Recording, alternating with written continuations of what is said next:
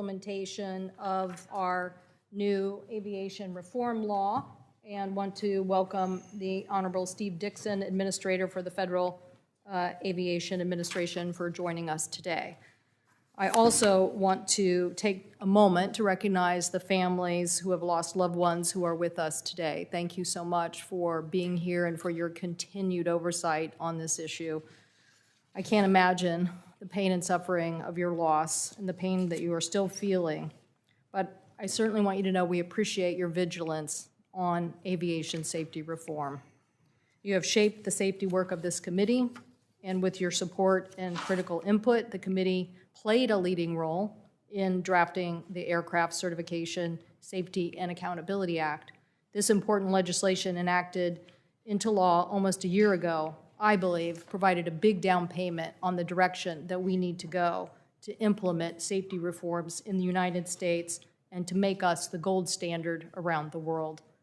That is why we're here today to have this hearing, to determine whether the Federal Aviation Administration has faithfully and vigorously executed the safety reform law in accordance with congressional mandates for deadlines and action. I will be upfront with you, Mr. Administrator, about the purpose of this hearing. It is to find out whether you are upholding the spirit and the letter of this law.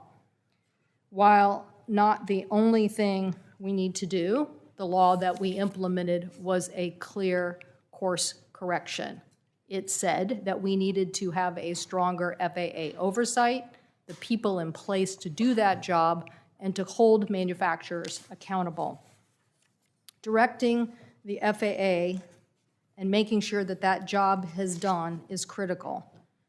While I know your communication to the committee in your written testimony talks about a lot of the actions and requirements that were in the law, we also know that there is more to be done.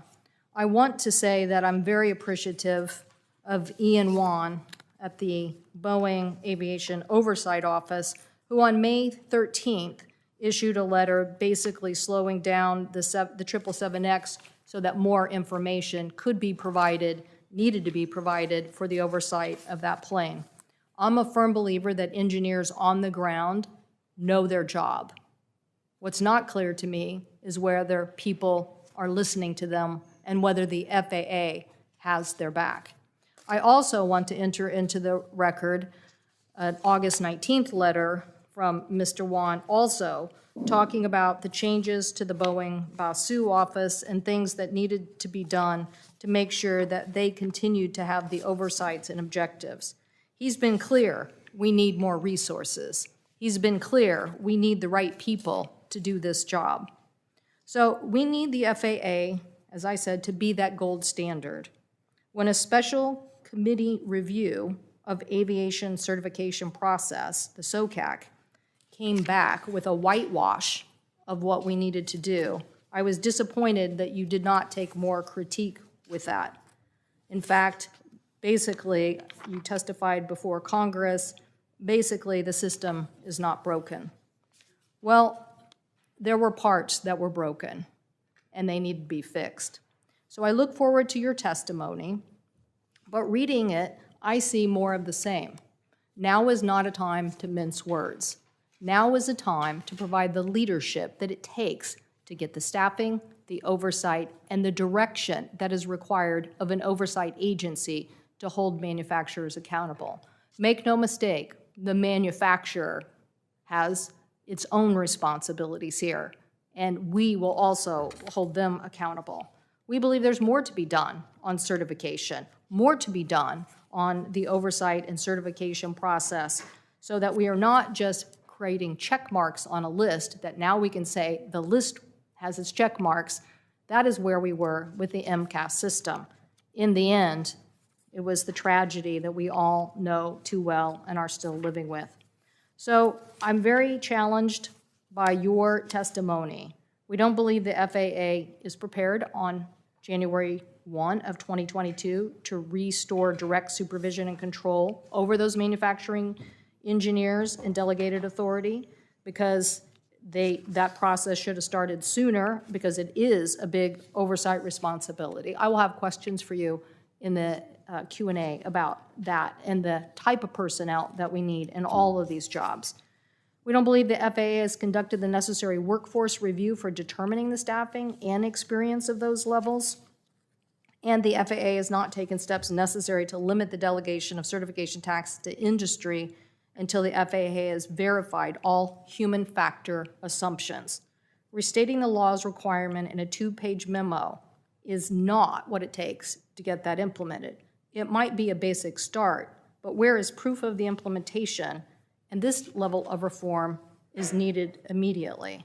And the FAA has not fully implemented new requirements for applicants to disclose safety critical information, like information related to flight control systems, so that the FAA can be aware and fully assess the impact of those proposed design changes and innovation technologies.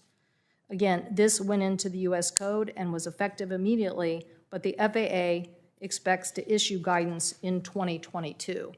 We don't have time to wait.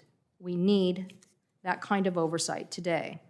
And the FAA has yet to complete the work of the independent expert panel, which is supposed to be convened 30 days from enactment to provide timely advice on whether the FAA should formally rein in Boeing's ODA authority. I also would like to enter into the record a letter from the families who are actually calling for a pulling of that authority.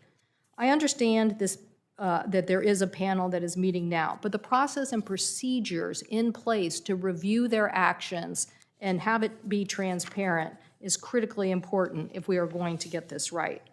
So all of these safety issues are critical to all of us in America. It's critical to our families who fly on planes. It's critical to our economy. We need the leadership of the FAA to not just before our hearing today. The complexity of got us to this situation is a lot of complexity of language. In reality, it has to be leadership of FAA in implementing the law. Now I'll turn to my colleague, Senator Wicker, for his opening statement. Thank you, Senator